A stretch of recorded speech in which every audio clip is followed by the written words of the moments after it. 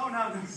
And having to deliver them to him at Grace's house because he couldn't even be bothered to go and pick them up. Yeah. Anything could have happened whilst I was away. Apparently, at the back of the shirts, there were name labels with name Chrissy Robinson or Chrissy Andrew Robinson.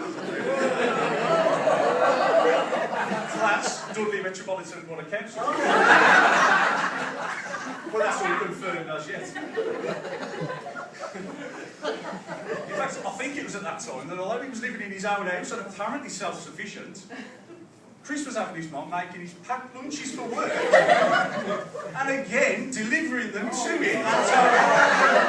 Couldn't even be bothered to pick them up. In my defence, Shocking. he was on Mum's way to work. So that's absolutely acceptable. There is more, ladies and gentlemen, because not many of you will know that right up until Chris moved out of home last weekend, that every day he had his mum run his bath for him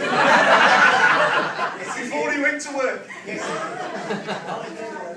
Conversational noise, I think not, you're experiment here. Apparently in the background there were candles and whale noises.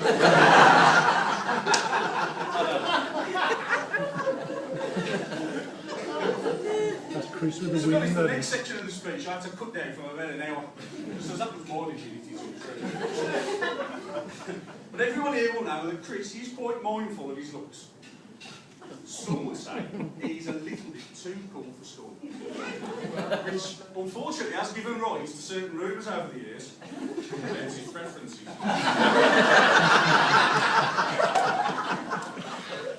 Although, I do have to admit, I have started most of those rumours. In fact, I'm quite surprised that we all found our way here today at Chris and Lucy's wedding, because I was 100% convinced that one day I would be going to a civil partnership. In fact, while I'm at it, I don't know if anyone clocked today that there was a bit of a theme, the thing was peacocks. And that came about specifically because Lucy really likes peas and Chris is quite fond. Well, he's fond of a lot of things.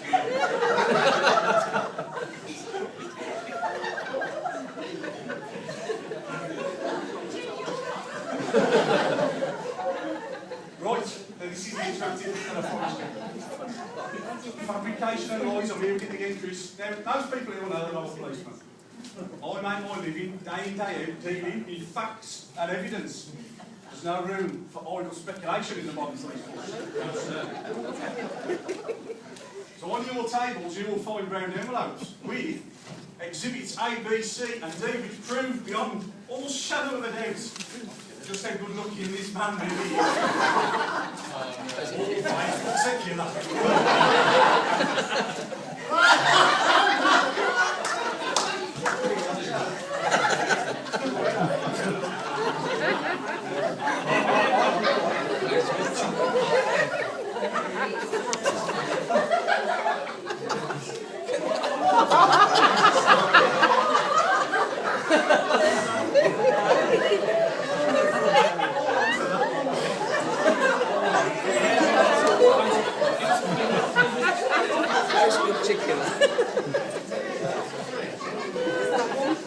Well done. It's slightly deranged, isn't it? Serial killer on this one. I'm sure they'll find the way around a little bit later. I suppose that I should say a few nice words about Chris, and he really isn't hard to do, in fairness. He's a top bloke, warm-hearted, generous to a fault. He would do anything for anyone. Just like when me and Joe moved house. And we asked Chris if he'd mind coming and helping us with removals.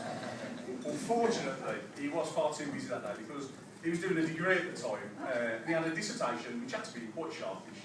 So he said, you know, I'm too busy, I can't make it. Fair enough, no problem.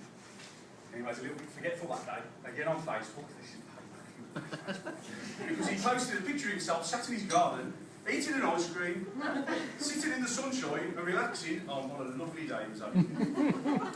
Well, Chris is doing his master's degree next year, so I just hope that his freezer is stocked with Soleros and the weather is warm and sunny, otherwise he's never going to get through it, so I just can't see it for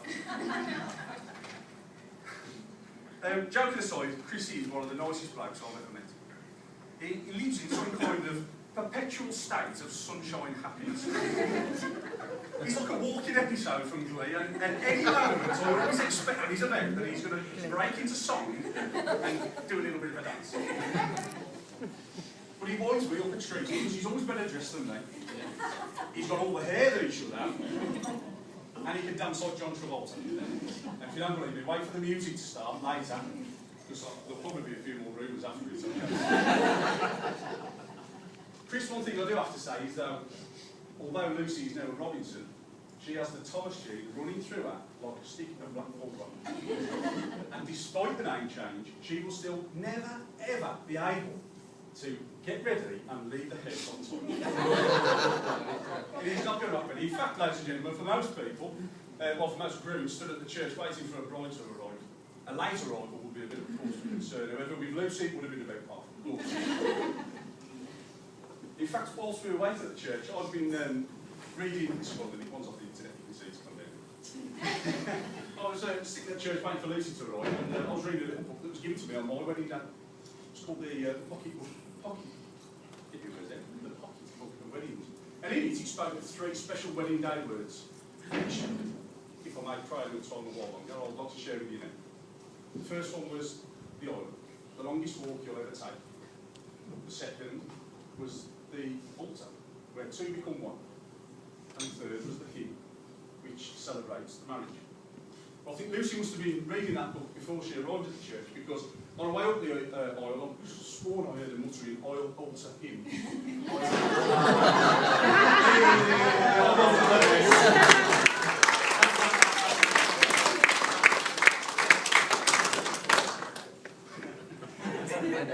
In fact, while we were waiting at the church, I was struck by, it's a lovely building, it really was, and I was struck by all the history that has occurred there, and the traditional white wedding, enough to stir the heart of any true Englishman.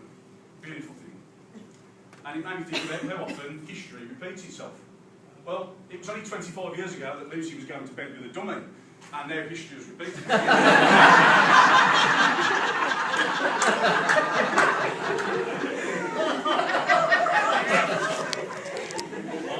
He's blue. Right, it's also traditional to give a few words of advice at this time, so I'd like to do that. Number 1, a happy marriage is a 50-50 partnership, and anyone who actually believes that knows nothing about women or fractions. A happy partnership, happy marriage is a partnership where one is right and the other is the husband. And one final bit of advice is that the moral to a successful marriage is that one good turn will get all the do-back. I am nearly done now, so the only things I do want to say, I wanted to thank Sandra and Martin for raising a girl with such good sense that, like her sister, decided to marry a mighty Albion fan just to prove it.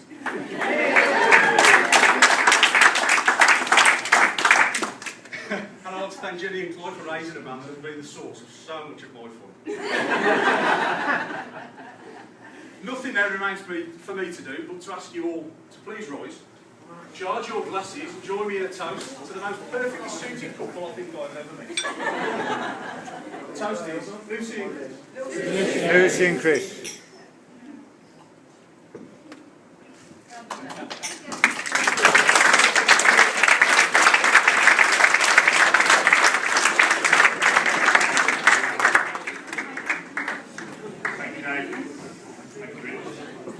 Ladies and gentlemen, we're going to conclude the formal part of today with a cutting of this lovely cake in just a moment. But before we do that, perhaps I can ask you once again to show your appreciation for all the speakers. It is quite a nerve-wracking thing to make a speech on a wedding day, as I'm sure these guys will testify. So perhaps together we can all thank Dave, Rich, Chris and Martin.